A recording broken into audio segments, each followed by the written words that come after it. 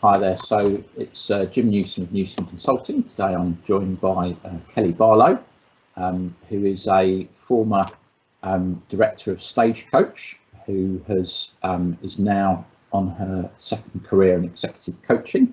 Welcome, Kelly. So to start off with, be interesting to get some context for many in terms of what is executive coaching. And what it can be used for. Yeah, sure. Hi, Jim. Executive coaching. The executive really just pertains to the level of person that is receiving the coaching within a professional context. So it's work-related coaching. And coaching really is about supporting somebody to achieve something. So we all know great sportswomen, sportsmen who have coaches to help them to improve their performance. It's no different really in terms of executive coaching. What you'll find is some of the world's best CEOs all have coaches. Yes, yeah, absolutely. I think it's something that's become more and more commonplace in industry, over the last few years.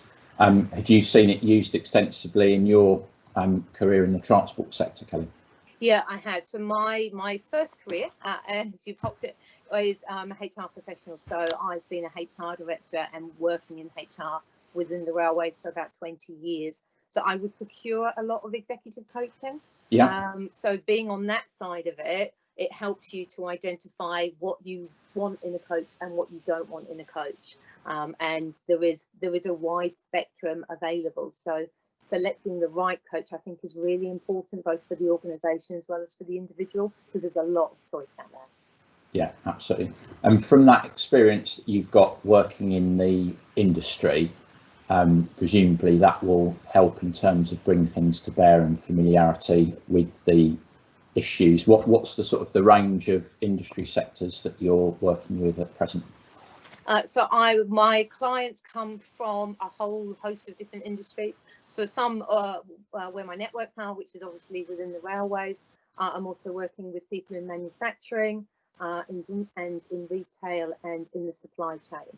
So it's a real broad range of a mixture of individuals at an executive level or strategic level at various points in their careers. Yeah, great. When would you say people typically use it? When's it most useful for organisations to consider bringing in an executive coach for their people? Gosh, a big question, and it really does vary. What you'll find is within an organisation there might be an identified need, so there might be a talent programme in place. So looking for tailored development for individuals on that talent programme. It might be that there is a restructuring taking place and there is a requirement for some outplacement and some career coaching to help either individuals staying within an organisation looking to promote them, or indeed individuals who are exiting an organisation. It might be that there might be some performance issues, and coaching might be identified as a way in which to help the individual to overcome some of their challenges. From an individual point of view, it could be that you're looking to improve your performance in a certain area, and you need some help in terms of your own confidence to overcome some of the barriers that are in the way. It might be you're in a bit of a career transition and you're not quite sure which direction to go in, so you're looking for some support there. And that's typically, it's either improving performance in a certain area or helping identify different career paths. It's also really helpful for people who are newly promoted. So quite often that step up, particularly those stepping up into a boardroom position, they're ready for it, but it's just an added layer of support to help them to make that transition whilst performing in the role. So it's a nice intervention to work alongside actually getting your hands dirty and performing in the role. Yeah, absolutely, because I think we've seen that in recent years with a greater number of organisations focused on improving the diversity of their leadership teams. That often then that requires them to bring people into boardrooms and exec teams that maybe haven't had that experience previously.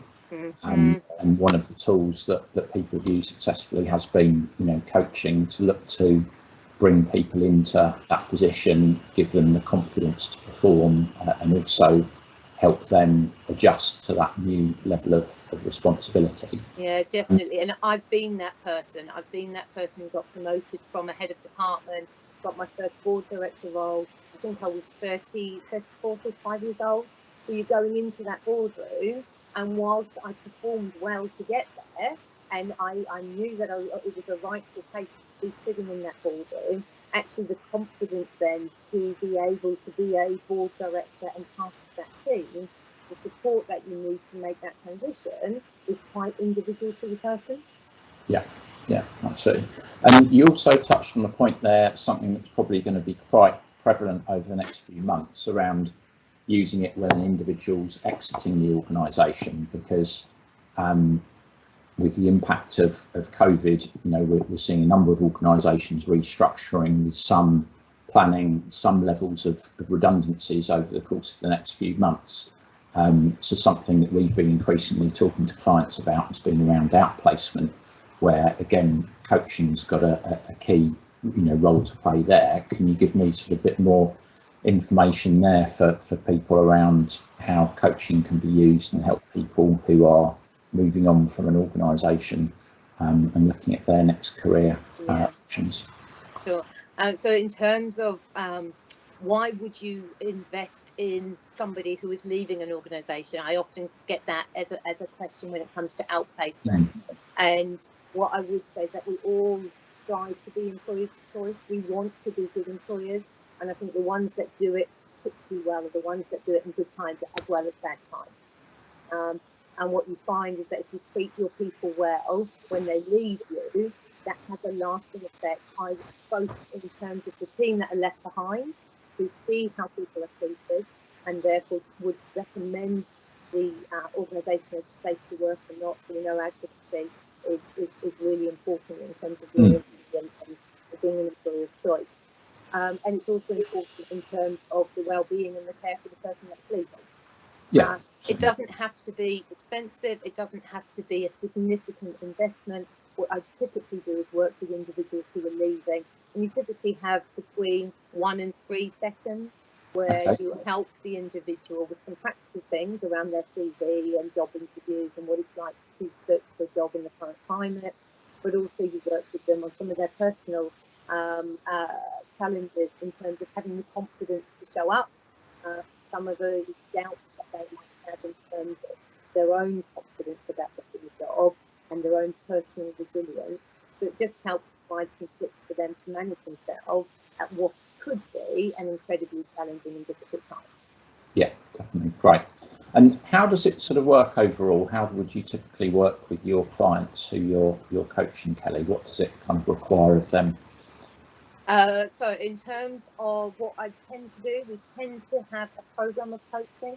So coaching is not, if people are thinking this is a quick fix to a problem, it quite often isn't.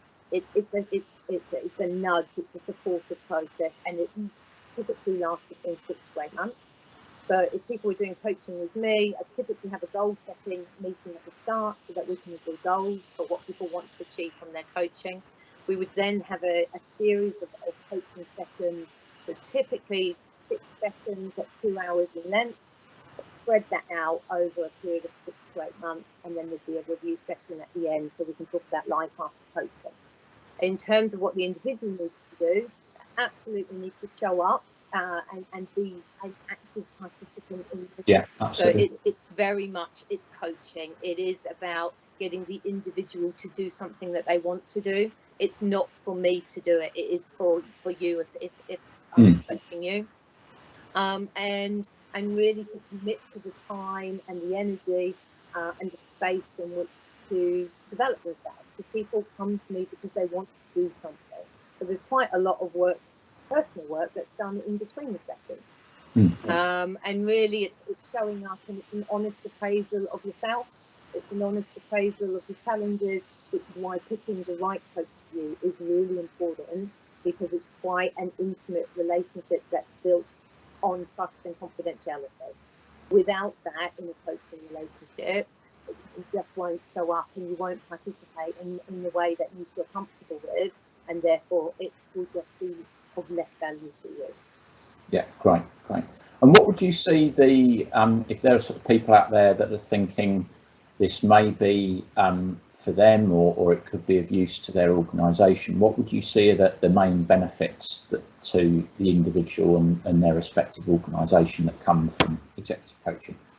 If we go for the organisation first, in terms of the benefits to the organisation, the benefits can be that you're helping to improve the performance of the people. So you've got some tailored personal development that can fit well with your own internal talent program. And you are developing your talent and investing in that talent in a way which is cost effective, but drives value for money, because you can be very specific with the coachee as to what the goals for the coaching are. For the individual, it's very much the time to think. So you have that time, you can really use it as, all of us are incredibly busy, especially these days. We literally do Zoom, Teams calls back to back. Yeah. But what I give my clients is the time and the space to think. It gives them new perspective. I can provide a new perspective to people, either in working through their issues or starting to think about future challenges.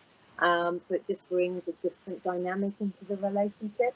I can also introduce different tools and techniques to help people to understand themselves better. So again, a benefit to the organisation is that we could use the coaching relationship to drive some 360 feedback and to really start to baseline performance and start to work together in a three-way with the organisation and the coachee in terms of really being specific about the areas for improvement. Great. And the one thing we've talked about before is really in terms of this is quite a long-term thing in terms of the coach working with the individual. How do you really sort of measure its effectiveness as a service? How would you really, what would be your advice to sort of individuals and organisation on how you can really see realise those benefits at the end? So this is a personal hobby horse, I think, for me. So I think it's really important that coaching is more than just a coffee chat. And which is why I go for a goals approach and make sure we set the goals at the start, because what you are looking for, anybody procuring coaching, want value for money and they want sustainable change. So whether that's the individual buying it for themselves or the organisation sponsoring somebody to do it. So measuring the effectiveness, I think, is really important. We all know how difficult it is to measure the effectiveness of training intervention. But what you can do is absolutely agree the goals at the start of the programme. That's why that's so fundamental. Review those goals as you go through the programme over the 6 to 8 months, and have a review session at the end to identify what has changed or what is different as a result. So have the goals been achieved would be our first measurement. I also quite often use 360-degree feedback with my clients. So again, that we can do 360 at the start and we do 360 towards the end to measure the performance improvement or the performance difference, whatever it is we are targeting.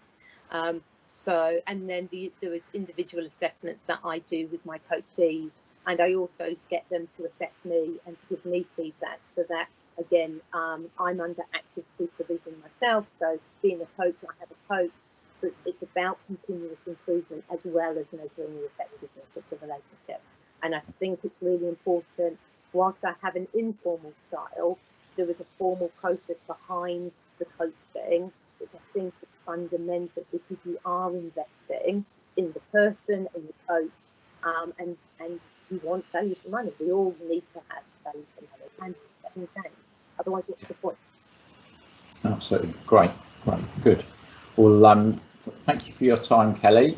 Kelly will be working with us on our sort of outplacement service that we are providing to clients over the coming months, and we'll also be interested in taking on individual clients and outside of outplacement as well. So thank you very much for your time, Kelly, and that overview on executive coaching.